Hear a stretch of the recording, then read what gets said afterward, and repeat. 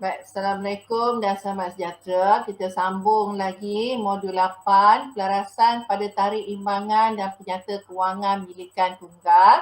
Hari ini cikgu akan terang pula hasil belum terperoleh. Sebelum ni cikgu dah terangkan hasil belum terima dan hari ini hasil belum terperoleh. Okey. Okey, kita lihat ya. Yang tiga ni cikgu dah terangkan dan hari ini kita akan pergi kepada hasil belum terperoleh. Okey, hasil belum terperoleh. Hasil belum terperoleh merupakan hasil bagi tempoh perkahwinan yang akan datang tetapi wang tunai telah diterima dalam tempoh perkahwinan semasa. Hasil untuk tahun hadapan kita dah terima tahun ini. Jadi hasil yang kita terima, hasil tahun hadapan yang kita terima tahun ini kita panggil hasil belum terperoleh. Okey, antara contoh hasil belum terperoleh ialah sewa belum terperoleh, ya, komisen belum terperoleh. Jadi sewa dan komisen ni ialah hasil. Ya, hasil belum terperoleh. Okey.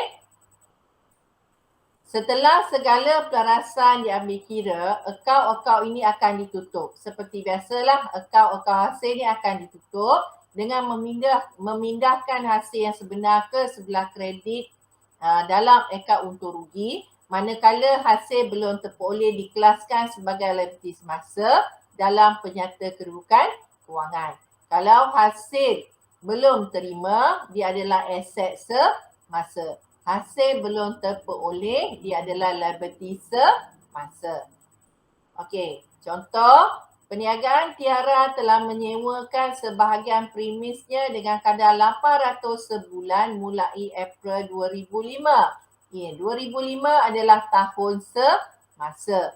Bagi tahun kewangan berakhir 31 Disember 2005, jumlah sewa yang telah diterima ialah 8,800. Okey, 8,800 dia telah terima.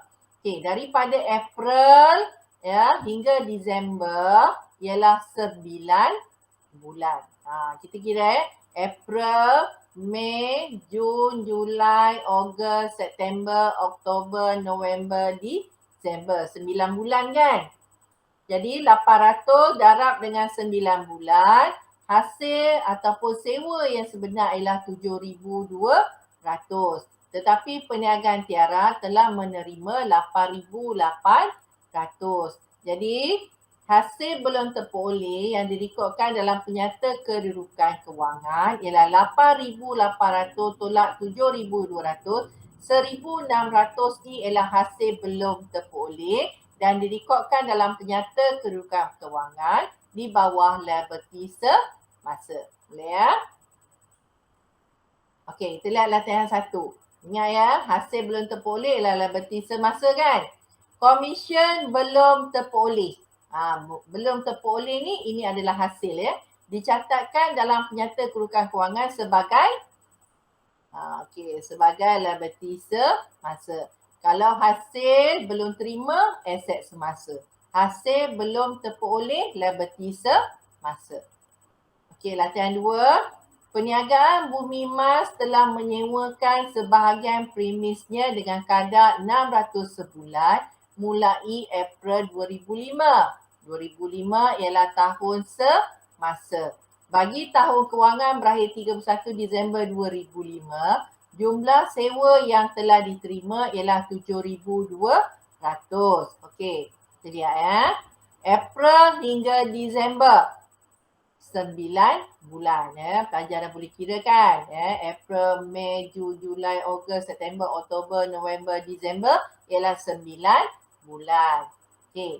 Jadi sewa yang sebenar 600 darab 9 bulan ialah 5,400. Sewa yang sebenar yang perlu kita pindahkan ke dalam akaun untung rugi. Tetapi dia terima 7,200. Jadi baki dia tu ialah sewa belum terperoleh. 7,200 tolak dengan 5,400. 1,800 ialah sewa belum terperoleh yang perlu kita pindahkan ke penyata kedudukan kewangan. Jadi hitung jumlah sewa diterima yang direkodkan dalam penyata pendapatan. Pelajar kena baca soalan sampai habis ya.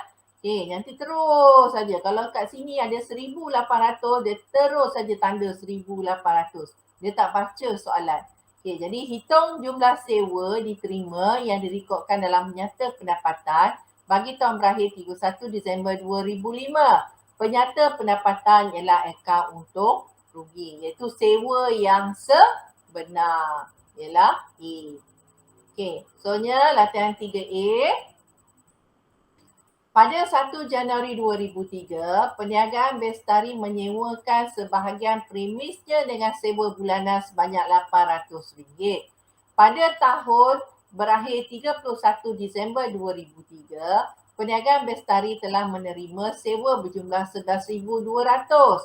Jadi dia akan debitkan akaun bank dan kreditkan akaun sewa diterima sebab hasil kan. Okey, jadi dia akan kreditkan bank RM11,200 yang dia terima. Yang sewa sebenar yang perlu dihantarkan ke dalam akaun untung rugi ialah 800 darab dengan 12 kan. Ni dia. Untung rugi 800 darab dengan 12. Jadi sewa sebenar ialah 9,600. Jadi akaun hasil ni perlu ditutup. Jadi 9,200 jumlahkan, tolak dengan 9,600.